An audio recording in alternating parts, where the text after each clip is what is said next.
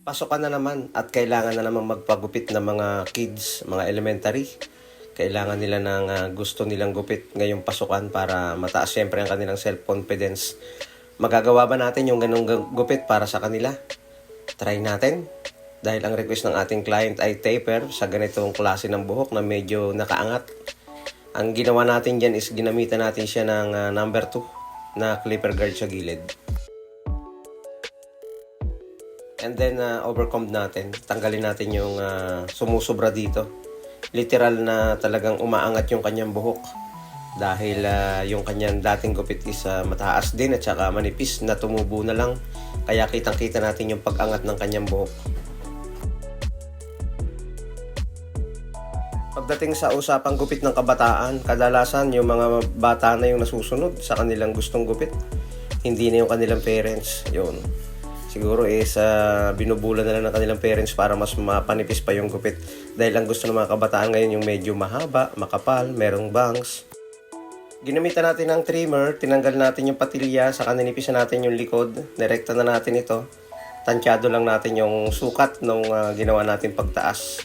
And then, clipper again. Ginamitan natin ng 0.5 na clipper guard.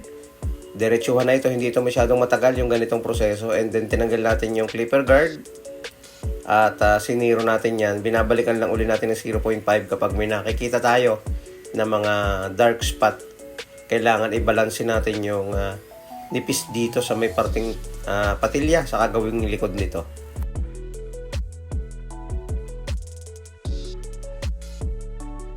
Meron nga tayong kasabihan, sundin ang hilig ng walang ligalig. Lalo na sa mga tulad ng ganitong edad, meron na silang mga sariling gustong gupit.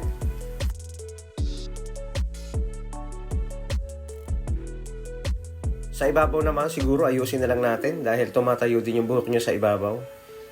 Yung kapal na lang ang babawasan natin dito para hindi masyadong makapal sa may parting unahan. Ang pinakang lugar ng pag-aahitan, syempre, dapat ilagyan natin yan. End lang ng kanyang buhok, dun tayo mag-aahit sa ginuhit natin ng ating trimmer.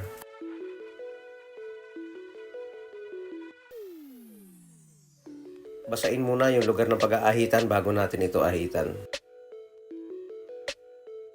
Marami nagtatanong paano daw ba yung tamang paggamit ng ating straight razor o ng ating labaha. Yung labahan natin is nilalagyan ng kalahating blade yan.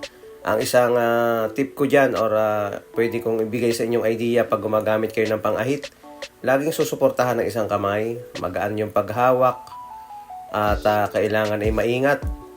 Napaka-importante ng laging bago yung blade para hindi kayo mahirapang mag-ahit, saka mas safety kapag laging bago yung blade. Ayun, okay na okay na. Pogi na si Totoy sa kanyang gustong gupit.